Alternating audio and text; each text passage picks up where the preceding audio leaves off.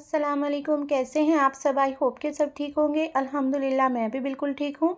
आज मैं आपको कुछ छोटे-छोटे से टिप्स और आइडियाज़ बताऊँगी जिनको फ़ॉलो करना बहुत आसान है। इस तरह के टिप्स को आप फ़ॉलो करेंगे तो अपनी ज़िंदगी आसान बना लेंगे, साथ ही साथ अपने वक़्त की और पैसों की भी बचत करेंगे। ये टिप्स मेरे लिए तो बहुत ज़्यादा यूज़फुल हैं, आई होप कि आपके लिए भी यूज़फुल होंगे। तो चलिए बिना देरी के स्टार्ट करती हूँ। और स्टार्ट करने से पहले अगर आप मेरे चैनल पर नए हैं और आपने अभी तक मेरा चैनल सब्सक्राइब नहीं किया तो प्लीज़ जल्दी से मेरे चैनल को सब्सक्राइब कर लें और वीडियो को लाइक करना बिल्कुल ना भूलें। तो चलिए स्टार्ट करती हूँ। तो टिप नंबर 1 मेरी इस तरह से कुकर को लेकर है। देखिए इस तरह के कुकर जब काले हो जाते हैं तो इनको क्लीन करना बहुत ज़्यादा मुश्किल होता है। तो मैं बताऊँगी इनको क्लीन करने का बहुत ही आसान तरीका। तो देखिए यहाँ पर मैंने खाने वाला सोडा लिया है, बिल्कुल थोड़ा सा हमें खाने वाला सोडा लेना है। उसके बाद जो भी सर्फ़ आपके घर में मौजूद हो आप थोड़ा सा सर्फ़ ले लीजिए और आधा ढक्कन आप इसके ऊपर विनेगर को डाल दीजिए। तो देखिए तीनों चीज़ों को मिलाकर के हमें अच्छी तरीके से इसके ऊपर रब करना है। हमें हल्के-हल्के हाथ से इसको रब करना है और हल्के-हल्के हाथ से हम इसको रब करेंगे तो ये मिनटों में क्लीन हो जाएगा। हमें बिल्कुल भी इसमें मेहनत करने की ज़रूरत नहीं पड़ेगी।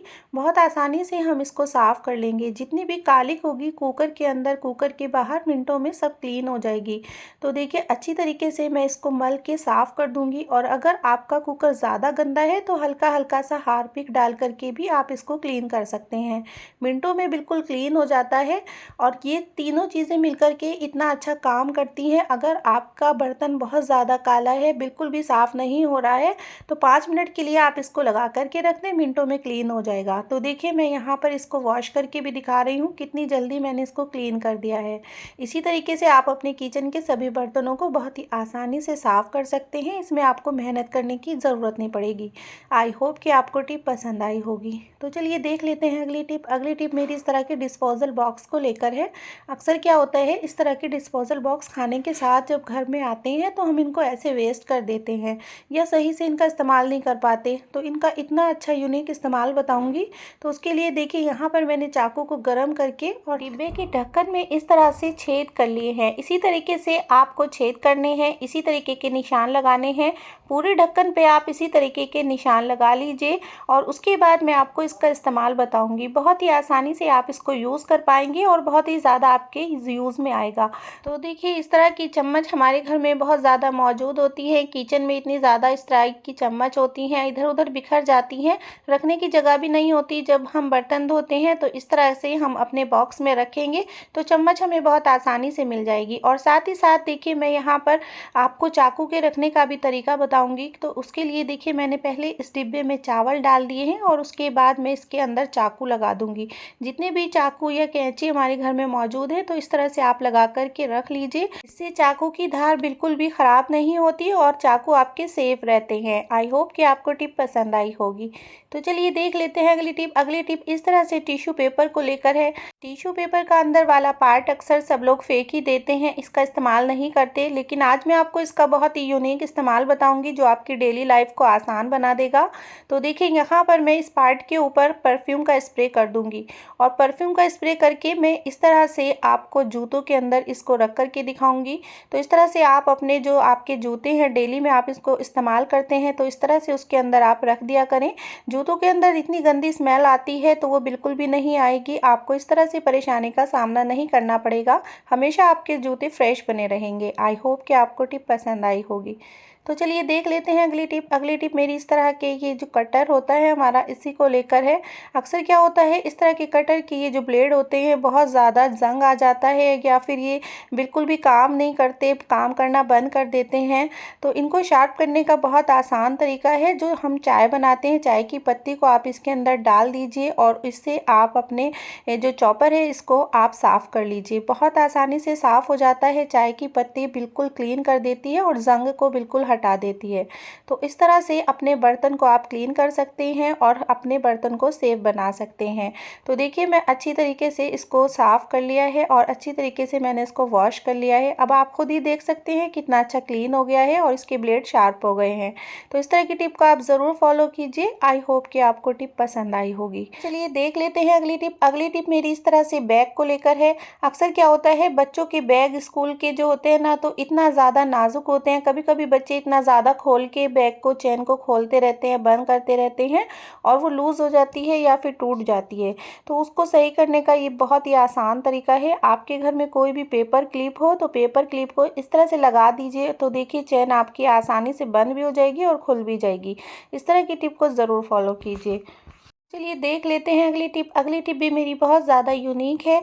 तो देखिए मैंने यहाँ पर एक कटोरी में खाने वाला सोडा लिया है, तो 2 चम्मच के करीब आप खाने वाला सोडा ले लें और उसके साथ साथ आप 8-10 लौंग इसके अंदर डाल दीजिए और एक टिश्यू पेपर इसके ऊपर रख करके और रबड़ से आप उसको फिक्स कर दीजिए। तो देखिए मैं बिल्कुल जिस तरह कर रही हूँ इसी तरीके से आपको करना है। तो बस इस तरीके से इसको बना लीजिए और इसके ऊपर आप छोटे छोटे से छेद कर दीजिए। किसी भी चाकू की मदद से इस तरह से छोटे छोटे से छेद कर दीजिए और आप इसको अपने वॉशरूम में भी इस्तेमाल कर सकते हैं, आप अपनी अलमीरा में भी इस्तेमाल कर सकते हैं। इससे आपके अलमीरा में बिल्कुल भी सीलन की नहीं आएगी, ये चींटी वगैरह बिल्कुल भी नहीं आएगी।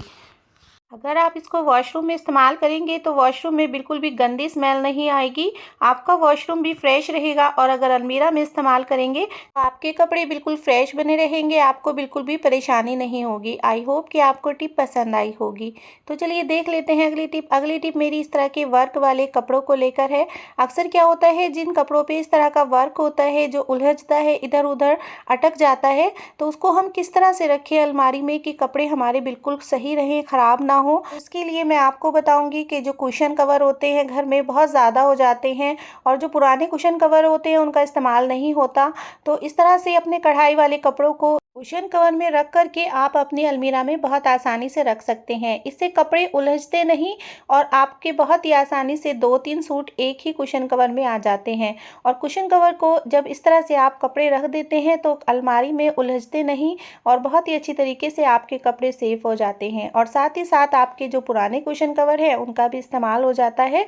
तो इस तरह की टिप को आप ज़रूर फॉलो करिए और अपने काम को आसान बनाइए। तो देखिए मैंने कुशन कवर के अंदर रख दिए हैं।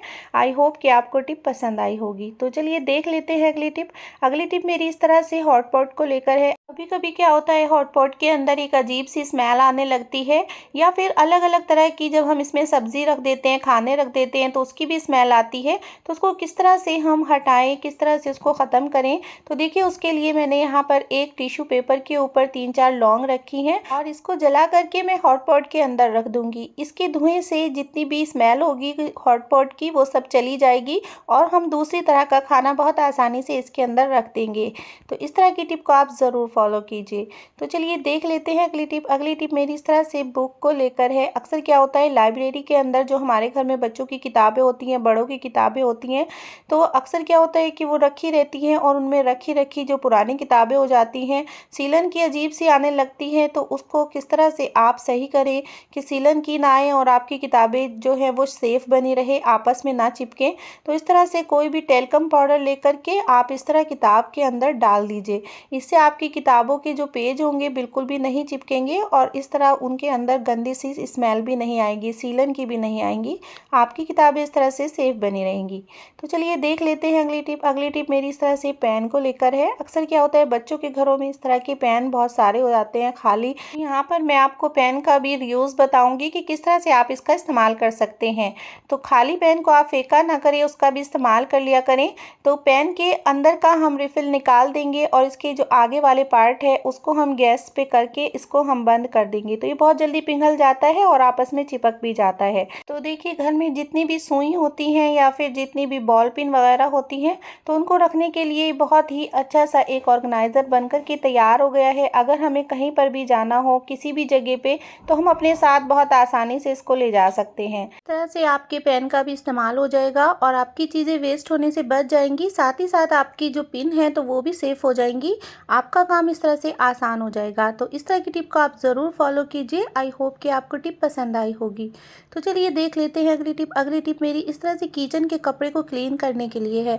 अक्सर क्या होता है, जो किचन का टॉवल होता है इतना ज़्यादा चिकना हो जाता है, इतना ज़्यादा मैल कुचैल उसके अंदर आ जाती है, उसको क्लीन करना बहुत मुश्किल रहता है। तो उसके लिए मैं आपको बताऊंगी कि पहले एक बर्तन में आप पानी गर्म कर लीजिए और उसके अंदर थोड़ा सा खाने वाला सोडा और 1 चम्मच विनेगर और साथ में जो साबुन या सर्फ आप बर्तन बर्तन धोने के लिए इस्तेमाल करते हैं तो उसको भी थोड़ा सा आप ऐड कर दीजिए।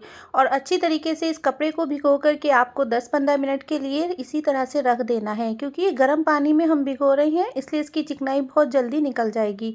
तो इस तरह से आप इसको भिगो कर के रख दीजिए और उसके बाद आप इसको थोड़ा सा मल करके वॉश कर लीजिए। तो बहुत आसानी से आपका जो कपड़ा है बिल्कुल क्लीन हो जाएगा। इस तरह से आपका काम आसान हो जाएगा। तो देखिए कितना ज़्यादा मैल कुचैल इसके अंदर से निकल रहा है।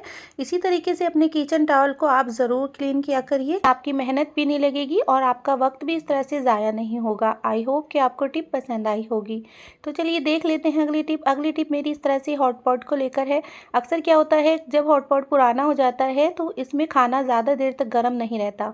अगर हमें खाने को ज़्यादा देर तक गर्म रखना है तो आप क्या करिए कि सबसे पहले उसके अंदर बहुत तेज़ पानी जो होता है ना, गर्म पानी, तो वो डाल दीजिए। उसके अंदर आप 5 मिनट के लिए पानी को गर्म करके डालेंगे।